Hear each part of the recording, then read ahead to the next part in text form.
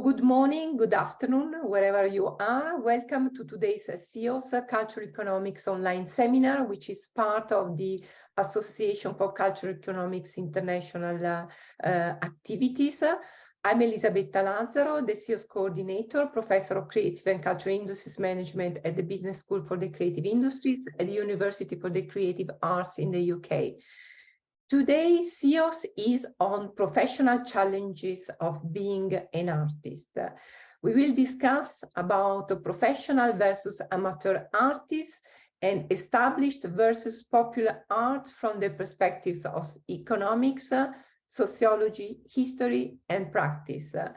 I'm very happy to introduce our speakers of today, Andrea, Baldin, and Trine Bille, and Hans Abbing. Andrea Baldin is assistant professor at Ca' Foscari University of Venice, Department of Economics.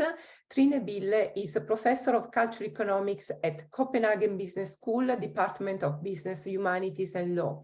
And she's also the president of ASE, the Association for Cultural Economics International. Andrea and Trine recently published in the Journal of Cultural Economics, Who is an Artist? Heterogeneity and Professionalism Among Visual Artists 2021. Hans Abbing is a cultural economist and visual artist and Emeritus Professor of Sociology of Art at Erasmus University Rotterdam. His latest book, The Economies of, he published his latest book just a few months ago, titled The Economies of Serious and Popular Art, How They Diverged and Reunited by Palgrave. Andrea and Trine, the floor is yours to start. Thank you so much for the introduction, Elisabetta. Andrea and I, we will start by presenting this paper. It was published in Journal of Cultural Economics in 2021. And in this paper, we discuss the concept of artists and artists as a very heterogeneous group. So, Andrea, will you change the slide? Thank you. To start with, I will give the motivation for the paper, and the starting point for this paper is that we know that artists is a very heterogeneous group, and they make some challenges when we have to study artists' income and the population of artists.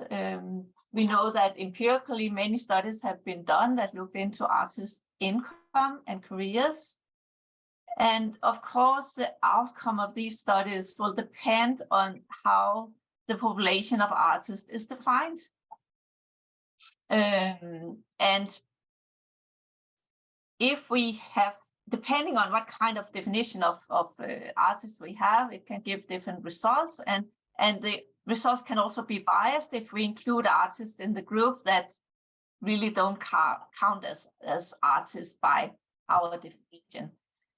So that is basically our starting point, and also theoretically, the boundaries between professional artists and amateurs are not really clear. We draw a bit on a famous study by Becker from 1982. And there have been in the literature discussions about this, but I think we can say that there's really no consensus or conclusion about how to define professional artists compared to amateur. So this is the basic motivation for the paper. And concerning the current literature, especially the empirical part of the literature, I think we can distinguish between two different approaches in defining artists. And the first stream of studies are looking into membership of artist associations and defined artists based on these memberships. Another approach is to look at the occupation of artists from national statistics records, like Alper and Vassell did in their studies from the US, but also the creative industries approach, as we call it, have looked into artists' occupations and defined artists by being in a specific occupation. So we will say that there are no really consensus about the definition of artist, and there are also a lack of theoretical basis for defining this. Yeah, I think, yeah, thank you. So so what we do is then to discuss the concept of professional artist as a basis for our own empirical studies in Denmark. And here we are drawing on the literature on professions. This is an old literature, but a very established literature about what is a profession. Not in the arts, but in general. And we take this literature and discuss what is arts as a profession rather than an occupation, because that is a difference. Because a profession is more about meeting high professional standards. And in many, you can say, occupations or professions, then a specialized education is necessary for being occupied and also for meeting high professional standards. That would be the case for a doctor or a dentist or whatever, a lawyer. But that is not the case in the arts, because we know that an artistic education is not kind of enough to meet high professional standards or having a career as an artist. So we see several challenges defining arts as a profession. And here are some of them. First of all, there's a challenge with defining quality in the arts. And since a profession is about meeting high professional standards, it is, of course, a problem that quality in the art is really, really difficult to define. On top of that, it's not static, it's dynamic, and there are many challenges here. The second one is that we know that artists are holding jobs and careers about having a steady income or a profession is something that could clear cut a job. On top of that, as I say, a profession is not enough to define professional art. Andrea, will you? Yes, thank you. So we look into this list of possible criteria. It's an old list done by a friend, Trine, but actually we think it's very helpful in getting closer to a definition of art as a profession. And here we can distinguish between working in the profession and having occupation in the arts.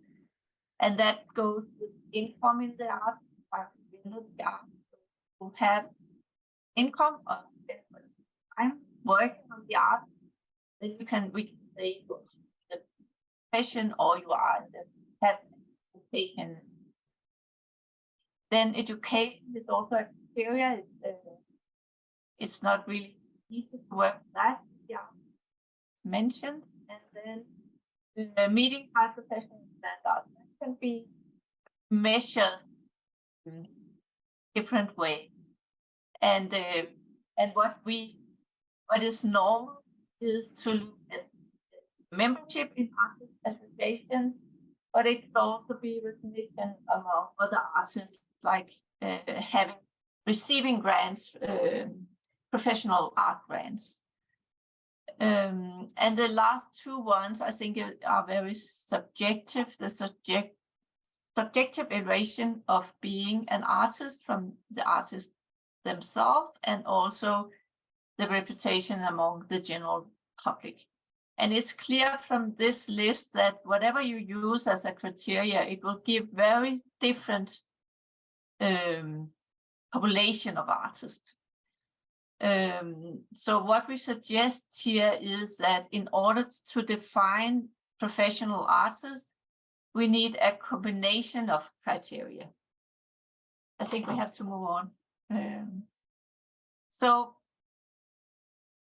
our study is based on the population of visual artists in Denmark, and they are defined by 3 criteria: being member of an arts organization, receiving art grants, and having an education in the arts. And you just have to live up to one of these criteria, then you are a member of this population, which count 3,000 artists.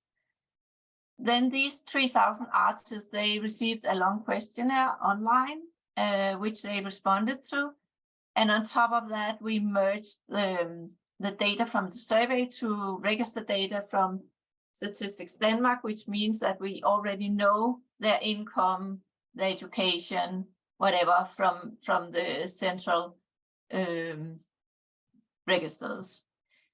We got a response rate of 35, and the sample is representative, except a little bit for gender and age, which is not unusual, but in general, it is representative, and we can measure that because we have this data from the official registers. Then I will leave the word to Andrea. Yes, so as Trine said, it can be quite difficult to distinguish between a professional and amateur artist if we use the well-defined ex-ante criteria that are used in other professions.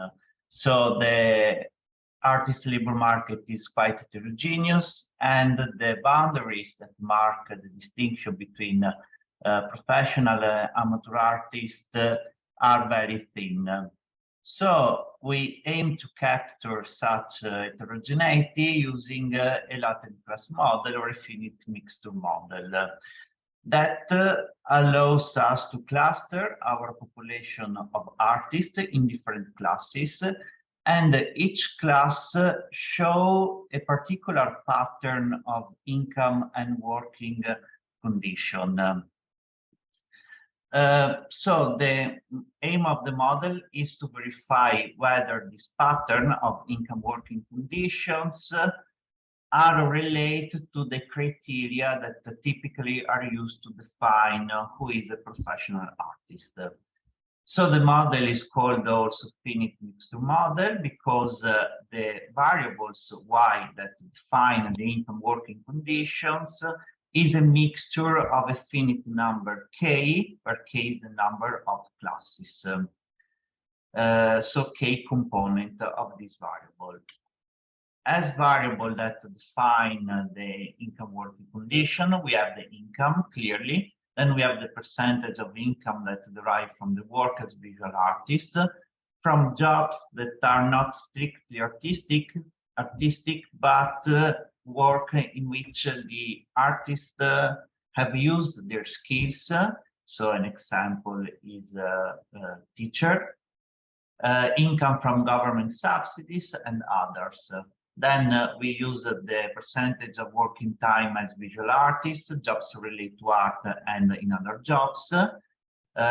If the person is self-employment, the perception of being a full-time or part-time artist, and if the individual's private economy depends on partner's income or loans.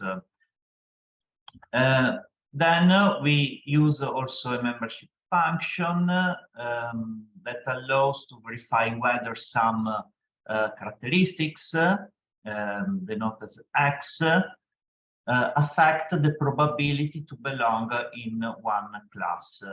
And among these variables, we consider those criteria that are typically used to define a professional artist. So we have education, if the person has received grants from the Danish Arts Foundation, membership of the Danish Art Society, so a kind of recognition from peers, and also gender, age, and if the individual is retired. And we have identified 6 different classes. It is interesting to note that neither education nor age affect the probability to belong in each class. So individuals who have received a formal artistic education are equally distributed among these classes, as well as male and female are equally distributed. So we have the first class that are considered professional as meant in the everyday language. So people who make a living from their artistic activity and receive most of their income from this activity. And these are people who has received, who are members of the Danish Art Society and has received grants. But we believe that also members of the second and third class can be considered as professional artists, even if following some definition, they can fall outside the definition of professional. We have subsidized artists who are young artists that live on government subsidies, but they are building a career in the art. And then we have aspiring artists who are struggling to make a career in the art, but they do multiple jobs, but they have received some recognition from the peers, having received art grants. So we believe that these 3 classes represent a professional artist and the other 3 classes don't. We have amateur artists who work full-time in other activities not related to the art, and they consider themselves as a part-time artist. Then we have senior artists who live on their pensions, so they can be considered outside the profession. And then we have people who do jobs that are related to artists, but not strictly artistic, and they haven't received recognition from peers in terms of membership of art association and grant received. So, in conclusion, we propose a 2-step procedure to identify the professional artist. So first, we use the ex-ante criteria to identify who can potentially be considered as professional artists. And then an ex-post analysis to cluster artists in terms of professionalism, recognizing that there can be different degree of professionalism. This classification cut across previous classification of a visual artist. And what we conclude is that, okay, it is important to see the income and working time from art's job, but it is important also other indicators of quality, so meet high professional standards in terms of recognition by peers, and most important, the career stage, because young artists who fall outside the definition of professional artist according to well-established definition of professional can be considered artists because they are working on building a career in the arts. And also artists in the late career stage are out of the profession. So from our initial population of artists, 46% of them can be considered as professional artists. And in terms of public policy,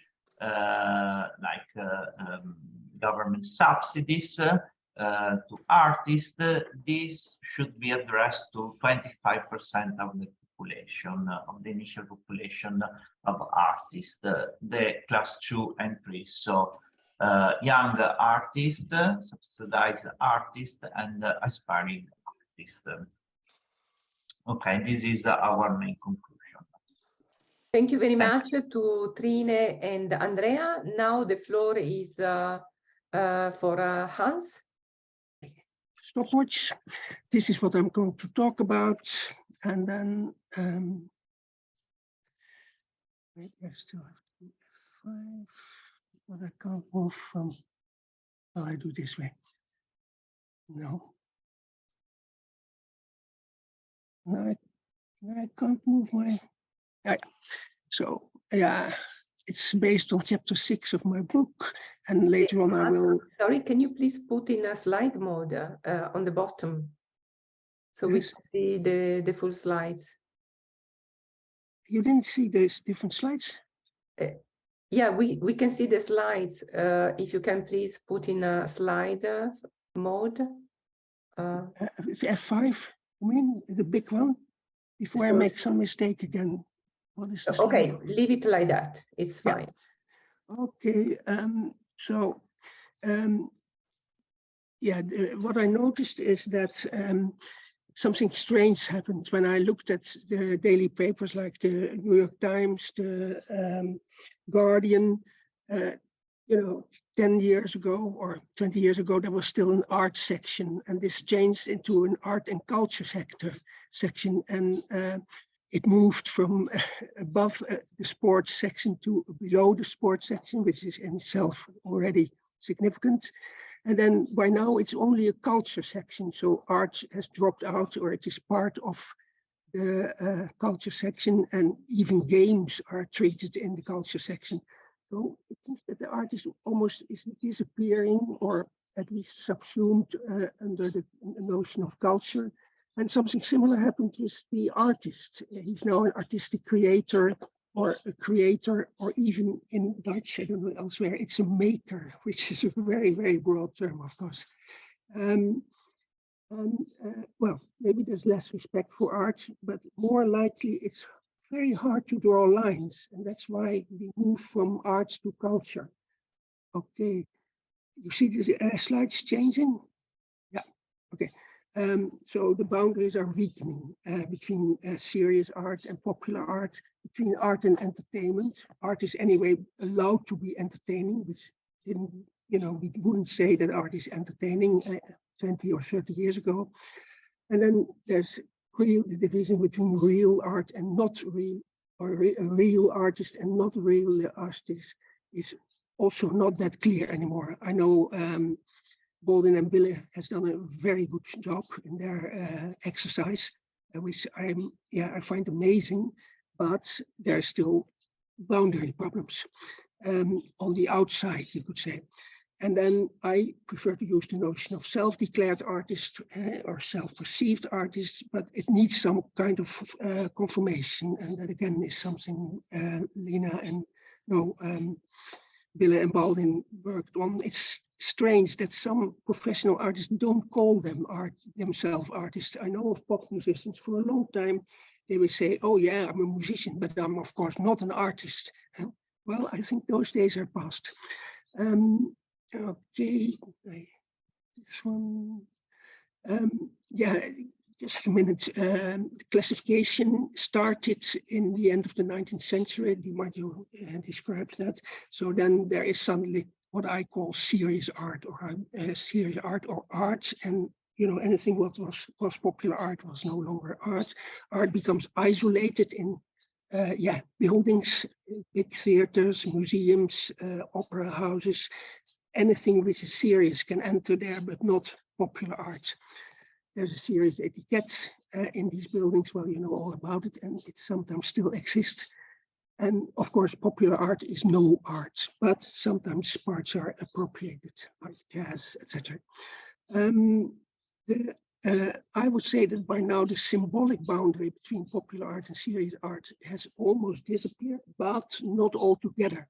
I sometimes do an exercise with my students, and I ask them to write down first associations with a number of, at random terms like tree, bus, well, whatever. And then somewhere in between there's art.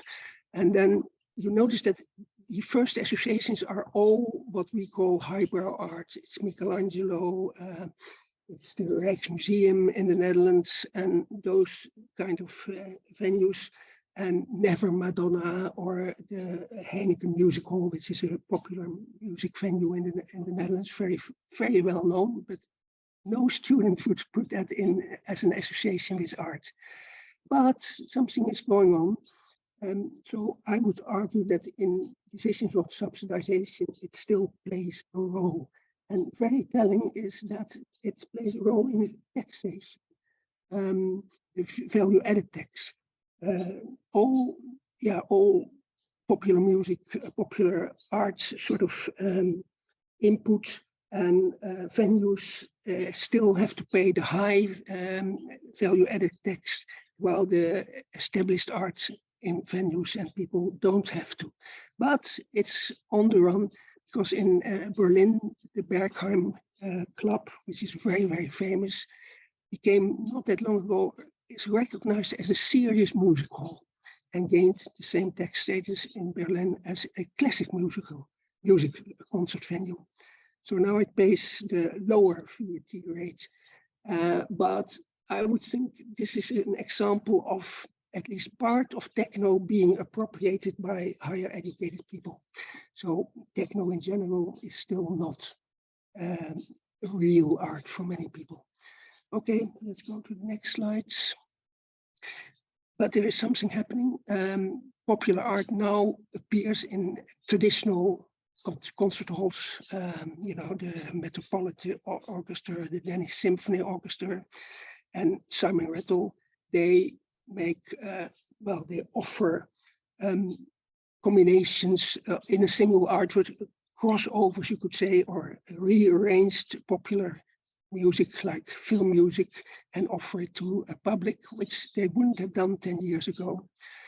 Bob Ross paintings are, you can see them now in a traditional museum in the Netherlands. Well, that's a major step, I would say. And then, of course, Andrea was one who already for a long time combined classical music with popular song in the same performances, which are extremely popular among the people. They're often broadcast at prime time. Okay, we talked about that. Immersive art experiences, sometimes offered in the same museum, sometimes in an other space, but organized by museums. So again, is it entertainment? Is it art? Okay, it's on the move. This is less important. There are, in the past, there used to be all sorts of art movements. For instance, in the visual arts, they are antagonistic. The futurists were saying, oh, all what went before was wrong, we are right now. And that's a succession of, we know what is good. But in the 21st century, we don't see these movements anymore. It's more foremost a peaceful coexistence, and often it's hard to tell what is a genre, where are the borders, and what are outstanding scenes. There was a scene of futurists, a Dada scene, and they as well, I can't find them so much anymore. Artists move freely from one to the other art form or take ever-changing intermediate positions. Well, this is funny. Let's skip this, but in Tate Modern, they used to have group exhibitions, futurist, whatever, and now it's all individuals. Yeah, they exhibit, they have a timeline on the stairways, and you can see how it changed over time. Okay, there are many new art directions. If you agree that they are art, tattoo artists, makeup artists, artists who perform on social media, comedy-like, are they artists? There anyway is performativity.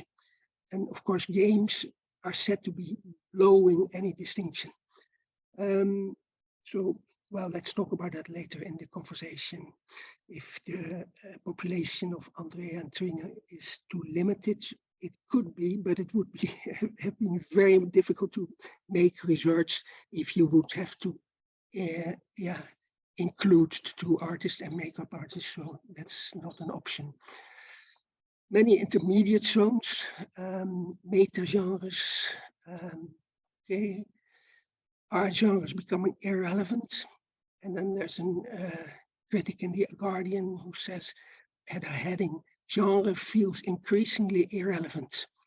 All music feels like a hybrid. So I would call that fragmentation. And featuring, which is so popular in music, popular music now is also, they come in all sorts of different combinations. Pop and rap is probably the most common featuring form, but there are many others. This was again a heading in the Guardian. Sheeran borrows from any style that crosses his path, and then of course in the top 20 there are styles if you listen careful, but they're very short-lived, and there's much imitation. Okay, the platform economy. I have a few more minutes to talk about that. It's economic of social activity is facilitated by online platforms, and that also applies to artists. There are costs and barriers, but they are low in general. And there is, to a degree, disintermediation that matters for the economy of the arts. Well, visual artists are active at Instagram, Twitter, TikTok, and YouTube, not to forget. And musicians, well, you know them all. And as some say, given these social media, consumers have hybrid and floating identities, and there is presumption. Fan-based websites, and sometimes, consumers can even suggest the content of a next series or the content of a next game. So that's also very interesting. Most traditional artists are now also active on social media, but that's also visual artists have, well, any visual artist have a website. I have a website.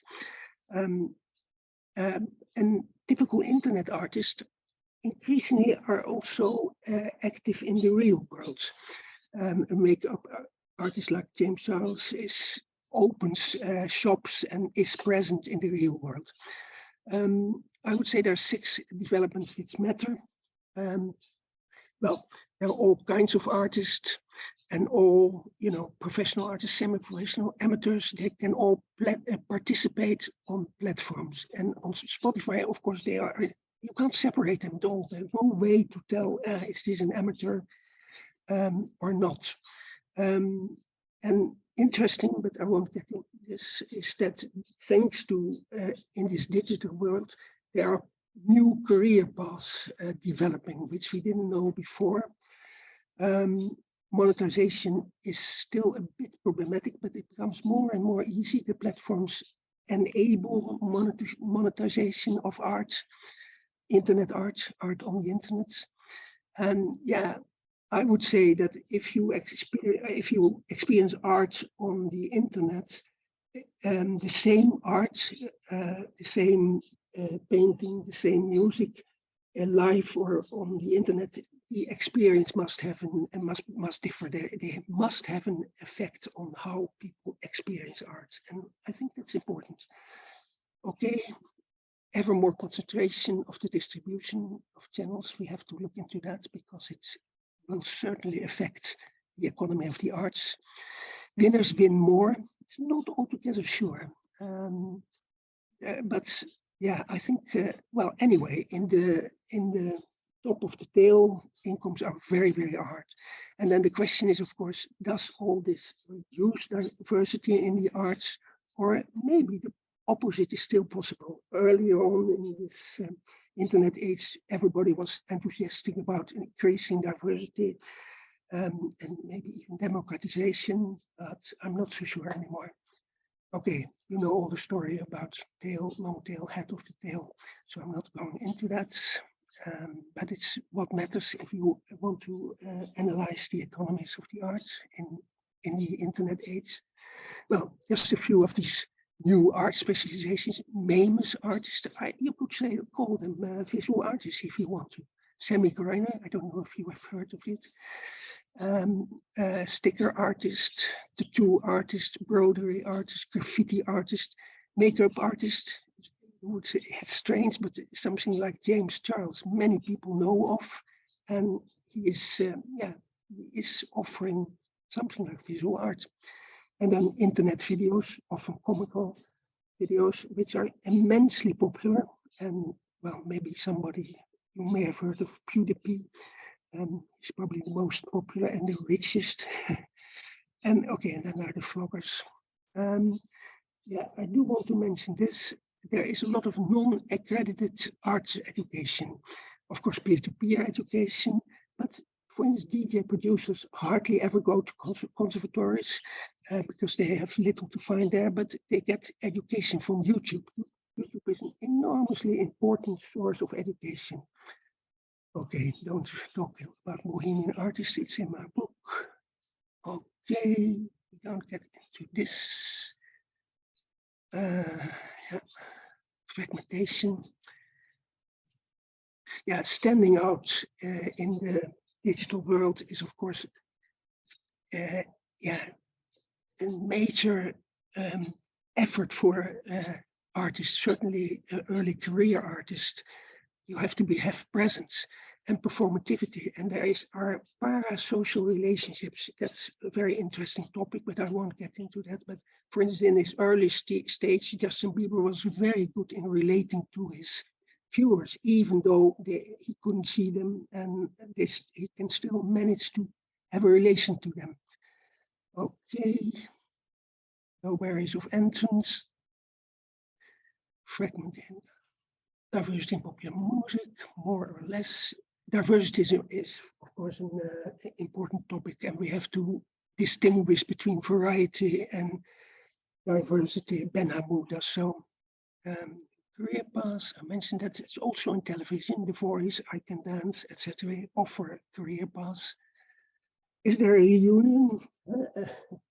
It was in the title of my book, Reunited, but I'm not sure if that is already, well, certainly not 100% the case, but it was suggested by the editors and I went along. I'm not going to I put a lot of question marks, but so there are many things I can't be sure about. Can we research it? Yes, we can, but not in the strict way as Baldin and Andrea did, or Trine and Andrea. But you can make things plausible, and that in itself is also a kind of doing science. So we should have said something about our future activities. Well, I'm now starting to work on a new book, Creating and Selling Art and Culture in the 20th Century. And I'm going to do that together with Valdi Viratami. I hope he's one of the listeners. So thank you. And I will put a PTT and a kind of summary in the chat. Okay, thank you. Thank you very much. Thank you very much, Hans, for your presentation. We can see that there is a lot of interesting stuff in your book. Of course, 15 minutes are quite short. The major assumption of Andrea and Trine in their article was heterogeneity of visual artists in Denmark. But from your presentation, we can see that actually heterogeneity is much wider. So not only in terms of professional versus amateur artists, but also in terms of genre, in terms of media, which possibly complicates the analysis. So I would like an analysis that, as we have seen, is quite different in the case of Andrea and Trine and in the case of Hans. But I would like to collect questions or comments from the audience. You can intervene by raising your hand, or you can write as well in the chat. Yes, Rosa, please. Thank you for the nice presentation, Trine and Andrea and Hans. It was a really interesting topic. Who are artists? And I have several questions actually, but just one question that I want to share. If we can combine the definition of artists, and Trine and Andrea classified artists into 6 groups, and Hans was talking about professional artists and semi-professional and amateur. So if we combine the 9 groups into one, then the professional and semi and amateur, where they should go in between 6 groups. Question for Andrea, I would say, or Trine. Andrea and Trine. Yeah. I try to answer.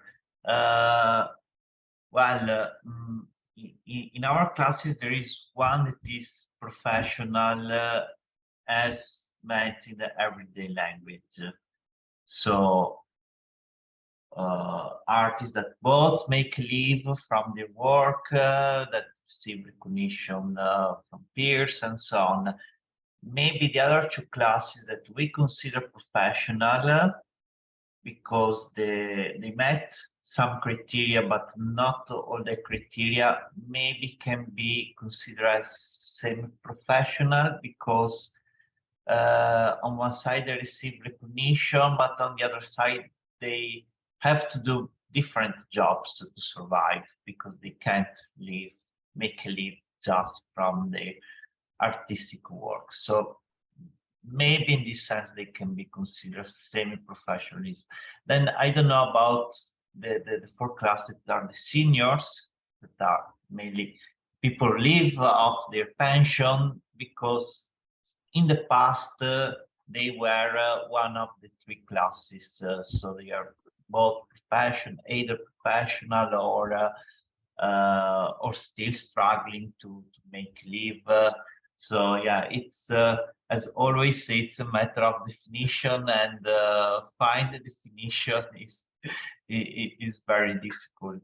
So what is important for me and why it's useful is for me is thinking about the public policies because a definition is important mainly for addressing public policies towards the artist. And I have found, for instance, during the pandemic, I see some initiatives to support the artist, and in many cases the criteria to access these funds are based on the traditional definition of artist, so the very professional one. So I think it is important to enlarge the definition of professional also for public policies. So I don't know if I have answered your question, but yeah, these are my thoughts. I don't know if Trine. Yeah, maybe I can add that I think amateur artist is maybe the easiest group to define in our study, because we have these what we call art as a hobby, because they are not professional in kind of any of the definitions we can come up with. And we also have these workers related to art which do job at a side and are not really interested in, being an artist as a career. So I think these 2 groups, they count very much as amateurs. I think it gets complicated when we have to separate between the groups that are professional, what we call professional artists, but also subsidized artists and aspiring artists, because then the criteria for definition come into play, because do we define professionals by, being able to live from their art, or how much do we count the quality of the work they are producing in terms of being able to getting grants and things like that. So I think the tricky part is the professional part. But if we define professionals as we do by both being able to live from their arts and producing high quality or living up to high quality standards, then the group are very limited. But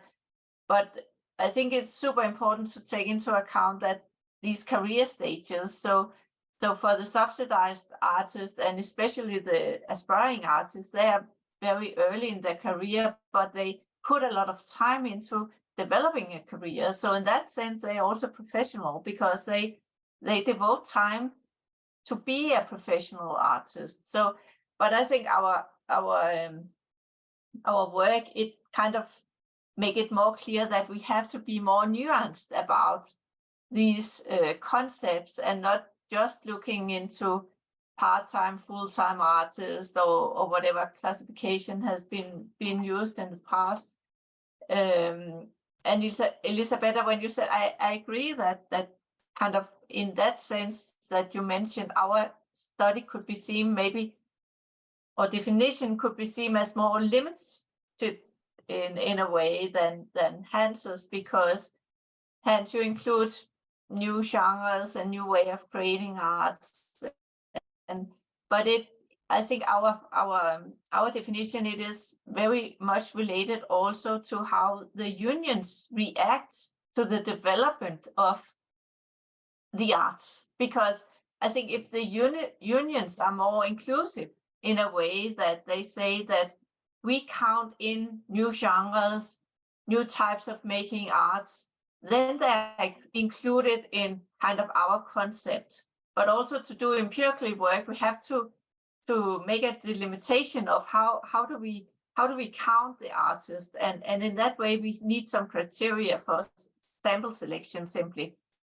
But I think in Denmark the unions are actually quite broad in the sense that they interpret art very widely. So it is also a new kind of development in the arts are included.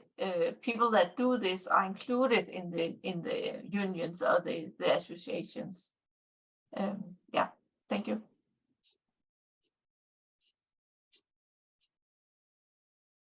Can I say something, Lazaretta? Please.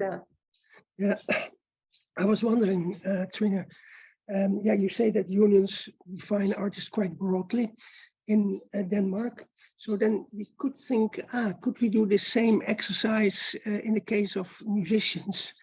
And I wonder if you could, because there are so many musicians who are not part of a union, who may make a living out of music, but we don't know about this because they are in this long tail of Spotify, not too far from the top of the tail, but still, yeah, pretty far away. I know quite a few who make a living, just a living, and are on Spotify, but we can't find them.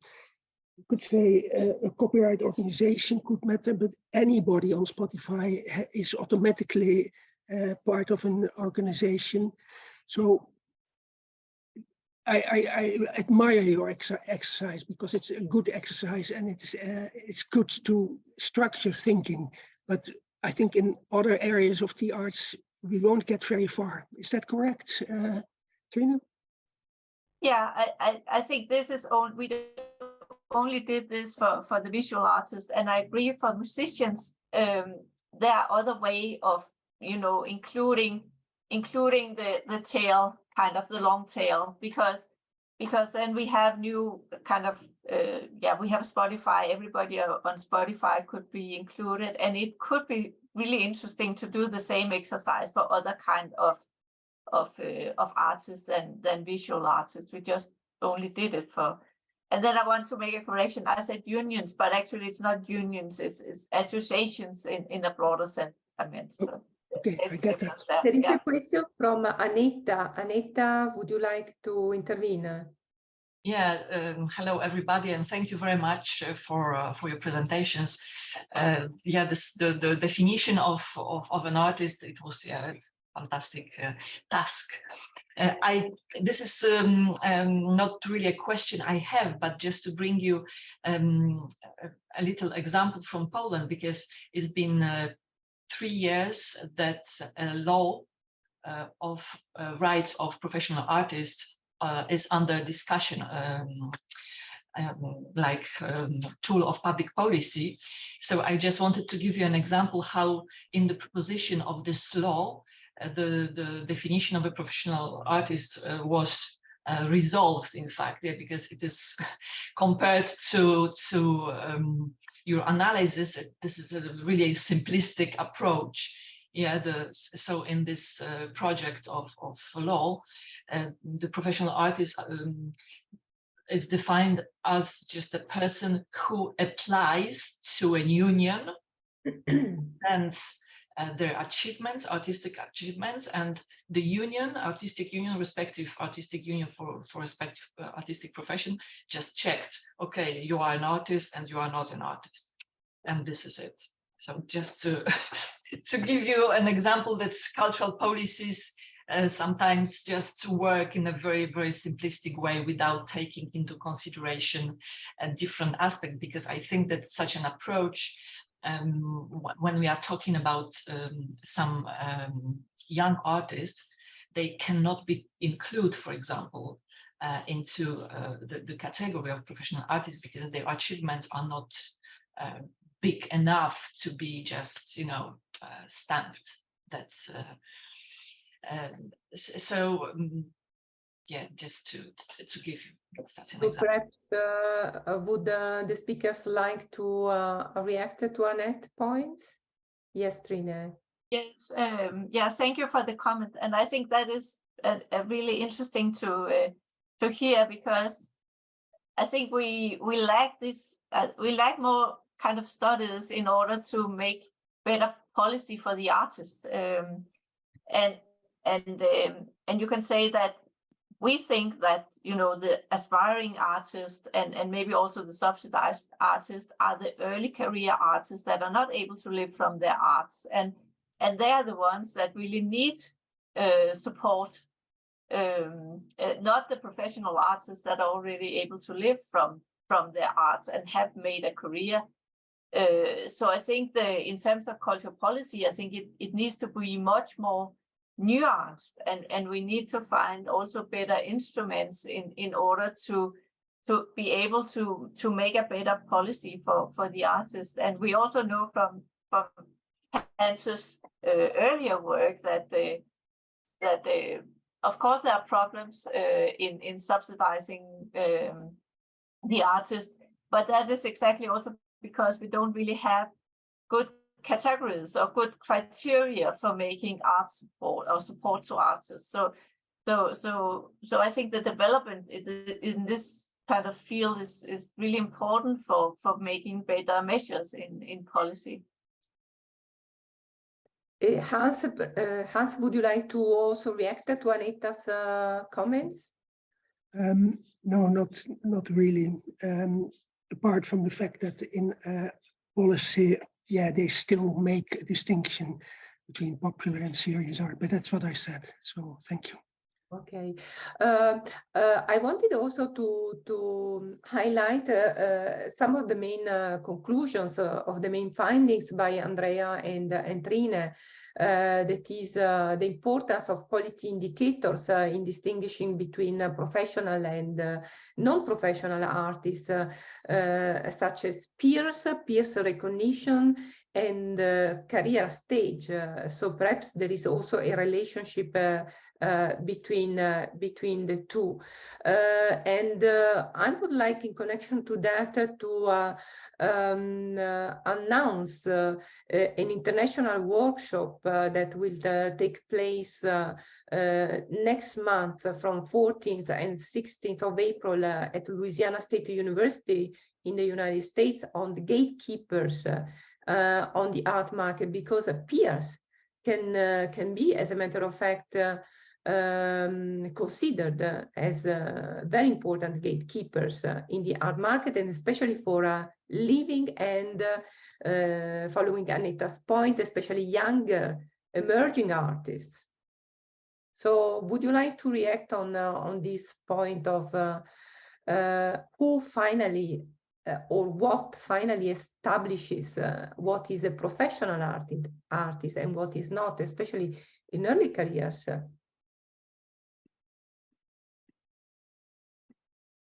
Can I say something? Please. Well, I know of research on early career artists in popular music. I'm a visual artist, but I'm more into music, to be honest. Yeah, and that's a very interesting, well, it's a dissertation. I'll try to put it in the chat because I have a full copy of it, which I can share. And there are poetic articles in the book, which are really interesting. So how they move to becoming a professional. For instance, with pop musicians, it's there are milestones. They are invited to a certain festival. They are, they have their first single out, and those milestones are, ways on the track towards becoming a professional artist. But there are more mechanisms there which are discussed in the book. So put that in the chat. All right.